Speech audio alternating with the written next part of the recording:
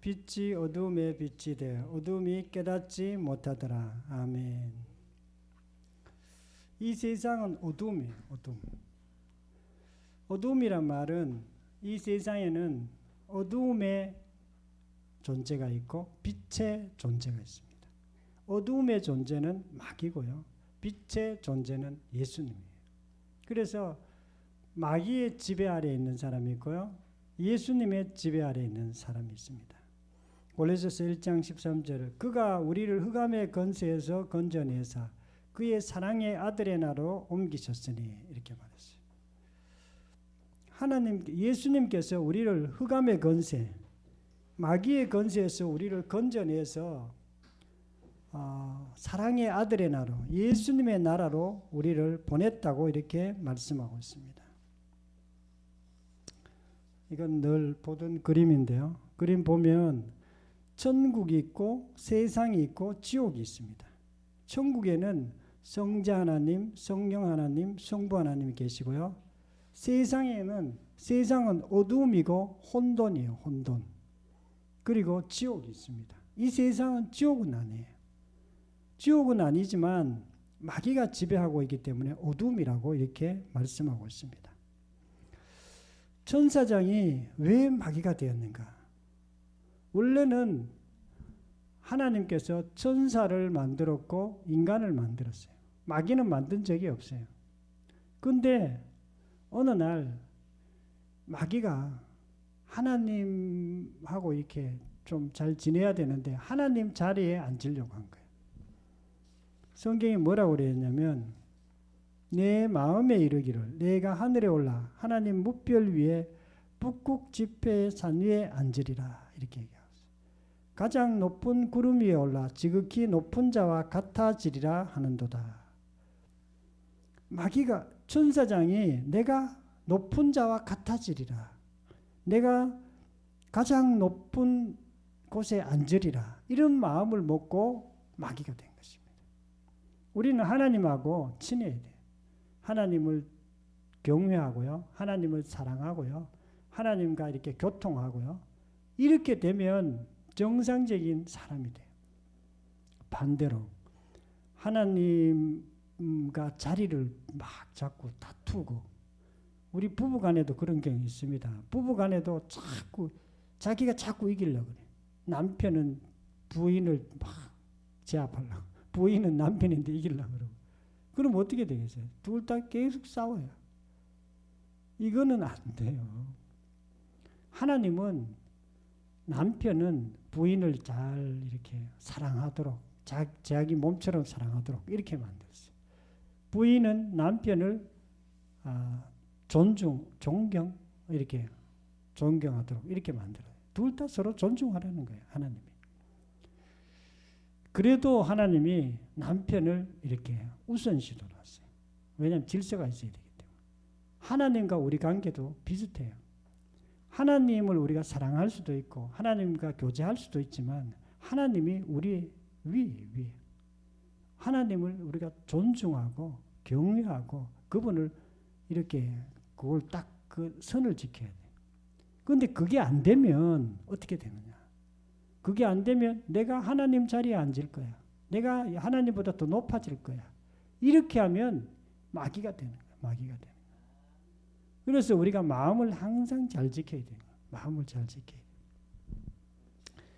그래서 요한계시록 12장 7절에 보면 큰 용이 내어 쫓기니 옛뱀 곧 마귀라고도 하고 사단이라고 하고 온 천하를 꾀하는 자라 땅으로 내어 쫓기니 천사장이 마귀가 되어서 이 땅으로 쫓겨났다 그랬어요.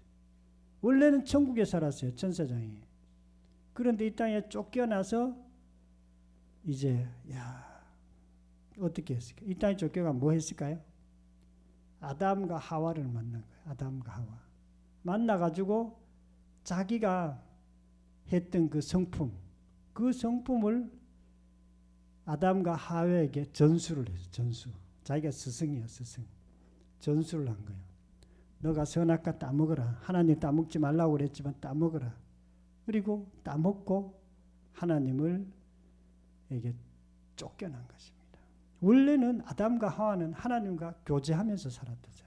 하나님을 경외할 줄 알고 하나님께 예배 드릴 줄 알고 또 기쁨을 누리면서 가시를 마음껏 먹고 그렇게 살았던 존재가 아담과 하와였어요.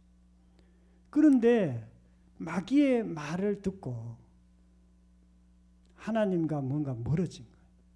하나님과 교제가 안 된 거예요. 그리고 에덴 동산에서 쫓겨난 것입니다. 그리고 아담과 하와 이후에 모든 인류가 에덴에서 쫓겨난 것입니다. 그래서 이 땅에 사는 수많은 사람들이 에덴에서 쫓겨났기 때문에 고생하면서 사는 거예요. 열심히 노력해야 되고 막 쇠 빠지게 일해도 사실 먹고 살까 말까 하는 그런 상태가 된 것입니다.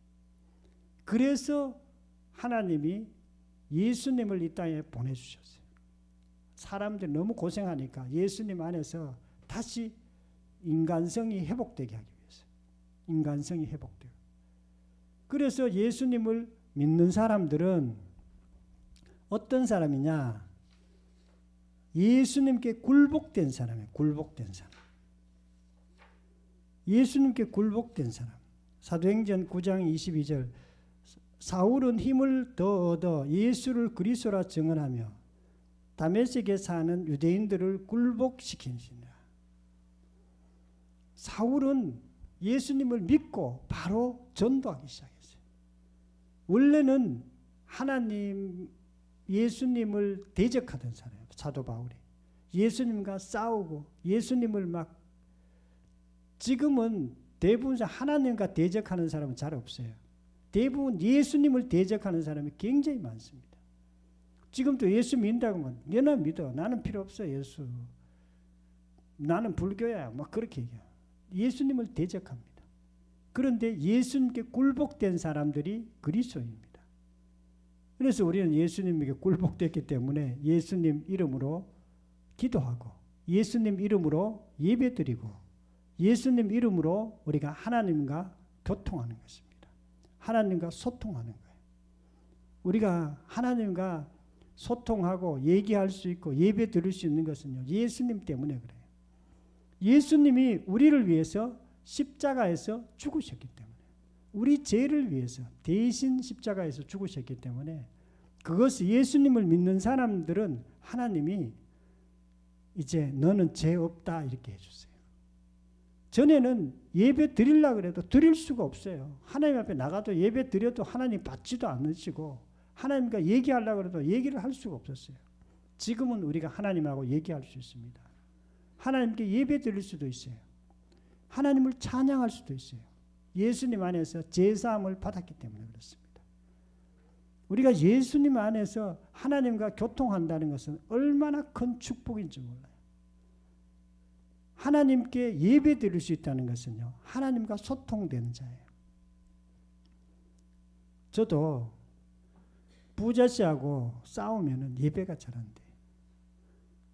가끔씩 부자씨가 화나게 그래가지고 막 열 좀 받아가지고 막 뭐라고 얘기하면은 이상하게 예배 드리려고 하면 예배가 안 돼.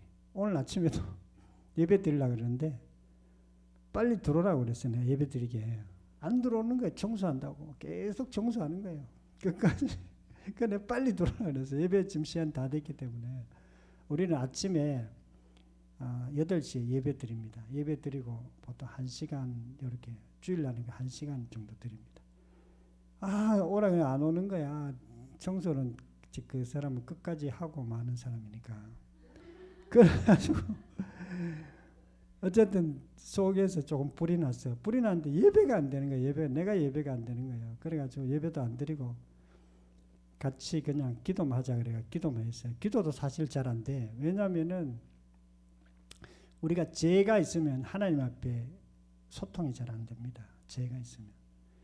그래가지고 뭐 어떻게 하다가 뭐 하나님께 회개기도 하고 그냥 혼자 기도하고 말았는데 그래서 일단 하나님께 예배 드리면 하나님께서 굉장히 좋아하세요.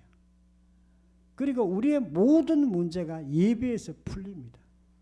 심각한 문제도 예배 잘 드리면 그 예배 가운데 인생의 모든 문제들이 풀리게 돼 있어요. 그래가지고 하나님 앞에 뭐 얘기했죠. 이제 좀 풀린 다음에 저도 하나님께 얘기했어요. 하나님 오늘 뭐 이것도 잘하게 해주시고 저것도 잘하게 해주시고 뭐 성도들도 안 나오는 분들 좀 잘 나오게 해주세요. 오늘 뭐 다 기도했어요. 기도하고 이제 예수님 이름으로 기도합니다. 그거 아멘 하고 이렇게 마쳤는데요. 예수 믿는다는 것은 예수님을 주님으로 믿는 것이고 예수님께 굴복하는 것이고 예수님하고 소통하는 것, 소통. 예수님하고 친해야 우리가 하나님하고 친할 수 있습니다. 그래서 예수 믿는 사람들은요, 나를 위해 사는 자가 아니라 예수님을 위해서 사는 자입니다. 로마서 14장 7절에 우리 중에 누구든지 자기를 위하여 사는 자가 없고 자기를 위하여 죽는 자가 없다. 우리가 살아도 주를 위하여 살고 죽어도 주를 위하여 죽느니 그러므로 사나 죽으나 우리가 주의 것이로다. 이를 위하여 그리스도께서 죽었다가 다시 살아나셨으니 곧 죽은 자와 산 자의 주가 되려 하심이라. 예수님을 주인으로 믿는다는 것은요, 내 마음속에 예수님이 중심에 있다는 뜻이에요. 내 마음속에 내가 있는 사람이 있고요, 내 마음속에 예수님이 있는 사람이 있어요. 저는 옛날에 짝사랑하는 아가씨가 있었어요. 용성에 살았어요.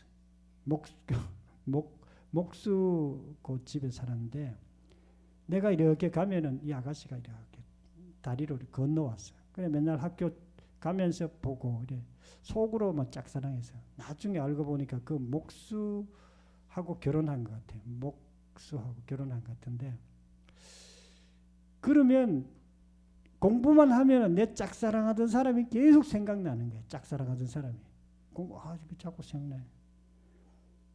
우리가 짝사랑하면 마음속에 어떤 사람이 있어요. 우리도 예수님을 사랑하고 예수님께 굴복되고 예수님을 주인으로 믿는 사람들은요, 마음속에 예수님이 가득하게 있습니다. 예수 믿는 사람도 마찬가지예요. 그런데 예수님이 가득하지 않고 예수님의 중심이 없고 내가 내 마음속에 중심에 있는 사람이 있습니다. 항상 내가 내 중심에 있어요. 그러면서 예수 믿는다고 그래요. 그런데 사실은 예수 믿지 않는 것입니다. 예수 믿지 않기 때문에 천국 갈라 그러면 못 가요. 천국을 못 갑니다. 왜냐하면 예수 믿는 게 아니기 때문에 그렇습니다. 회개한 자는 나를 위해 살던 자가 예수님을 위해 사는 자로 바뀌는 것입니다. 나를 위해서 사는 거예요. 모든 중요한 결정할 때마다 나를 위해서 결정하는 게 있고요, 예수님을 위해서 결정하는 게 있습니다. 나를 위해 사는 사람, 내가 내인데 유익되면 이걸 결정해요. 예수님을 위해 사는 사람들은요, 예수님에게 유익된다 싶으면 그걸 결정합니다. 그래서 우리가 예수 믿는다는 것은 다른 말로 예수님을 내 마음에 영접하는 거예요.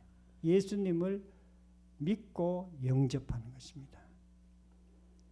요한일서 1장 12절에 영접하는 자, 곧 그 이름을 믿는 자들에게는 하나님의 자녀가 되는 권세를 주셨으니,